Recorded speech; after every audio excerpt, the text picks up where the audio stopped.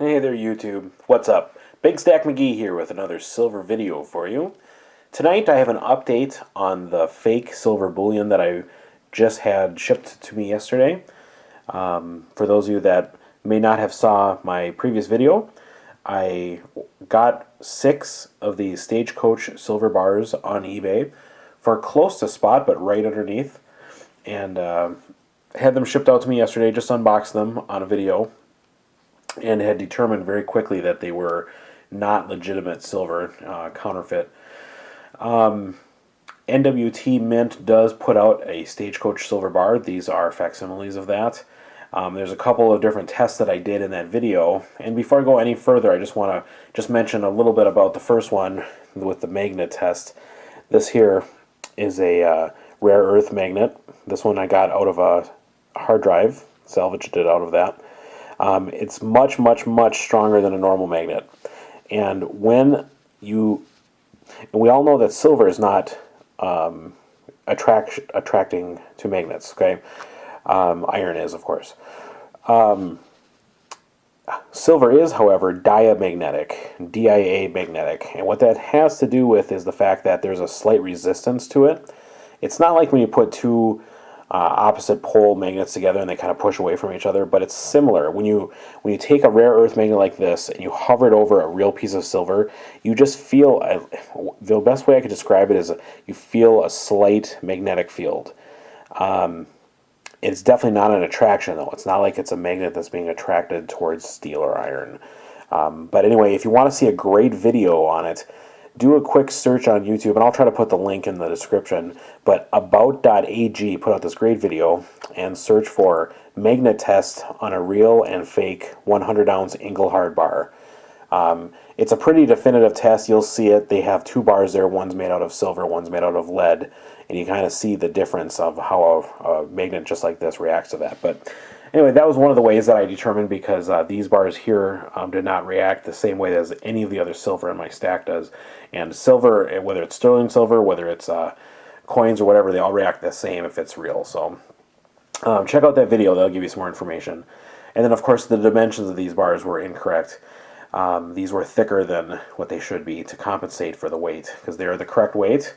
They are, in fact, silver plated. If you do an acid test on these, they will show to be silver because of the silver plating. However, I believe the inside to be copper. I haven't cut one open or anything like that, but anyway, I just wanted to give you an update on where we're sitting with this. So after I completed my video, I decided to go to eBay and file a case, just that I have counterfeit item. Went through the process of describing to the seller exactly basically what I did in that video and how I know for sure that these are fake. I also said I'd be more than happy to cut one apart and to melt it in acid test, and but the seller should let me know what to do. I was expecting a response back from the seller, but I didn't get that. About half an hour after I submitted this, I got a notification on my phone, an email, and it was from PayPal that all of my money had been returned. So these had shipped out for free. It was $130 that I had paid, and the full $130 was credited back to my PayPal account. So just like that, I got my money back. I did not receive a response from the seller other than the refund. He did not ask for his product back or any of that kind of business. So I'm just going to hold on to him unless he asks for him back, and in which case he can pay for him to be shipped, because I will not pay on my own dime to send this junk back to him. But anyway, so that's great news.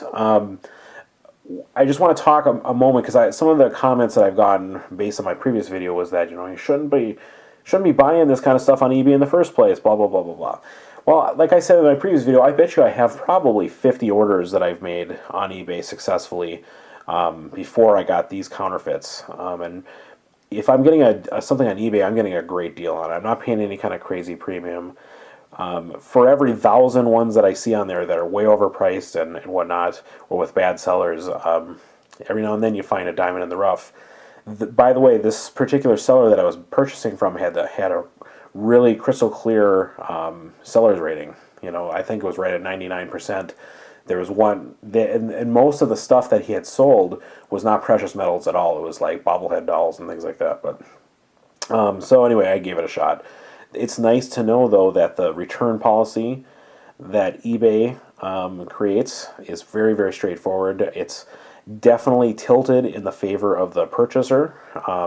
So let's say that the seller would not have, when he got the notification that I had opened this case, he didn't have to immediately refund the money. However, eBay kind of arbitrates it, and they tend to favor the purchaser. So I wasn't at all worried to go through that process, but it was intrigued that it happened so quick. So kind of interesting as far as that goes. So what am I going to do with these bars now? I guess right now I'll just hold on to them. If I don't hear back in a month or something like that, I might just cut one open and just do some acid tests and try to figure out what's on the inside of those. I'm thinking it might be copper. They do ring at a much higher pitch than silver, which is interesting.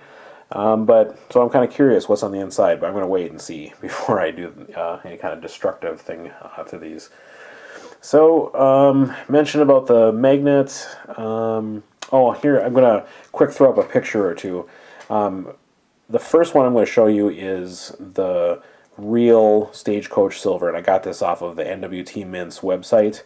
It's probably kind of small, the resolution's not the greatest, but notice the corners are much more rounded than the one that I have. Flip back to the one I have here.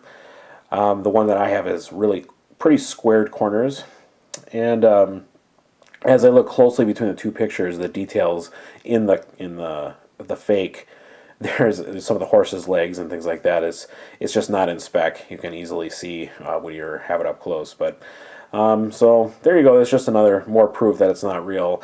NWT puts out a fine product, and I would encourage you, if you're interested in these, buy them straight from them. You can get them right now for about $28, which is still higher than you want to pay. You know, who wants to pay $4+ premium on bullion right now? But incidentally, also, if you notice here, these cases that they come in, that right now, as far as I can tell, that's a huge red flag. If you're buying from anybody, they come in these cases, because, by the way, these cases were made specifically for this kind of fake Stagecoach silver bar. The real Stagecoach silver bar would not fit in this. Okay, the corners are too round. It's not in spec. So just be aware, if you see, whether it's on eBay or whatever, or even if you're at your local coin shop and you see bullion that's in this, I would be very careful based on the kind of things that I'm reading online and whatever. So bottom line for me, is this going to scare me off from making further purchases on eBay? Nah, I'm still going to go for it. If I have several bad attempts, then I'll have to rethink my strategy. But like I said, most of the stuff that I've purchased on eBay anyway has been 90% silver. And I'm going to stick to that because, I've had good success with it and whatnot.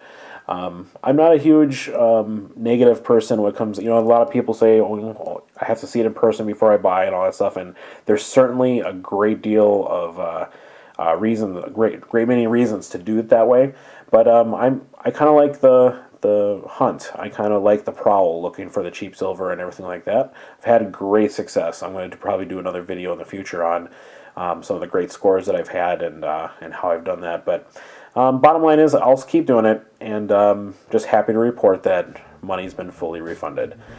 Up next for me, I'm going to do my April update, where I show the stack, everything I got in April, and probably post that up tomorrow.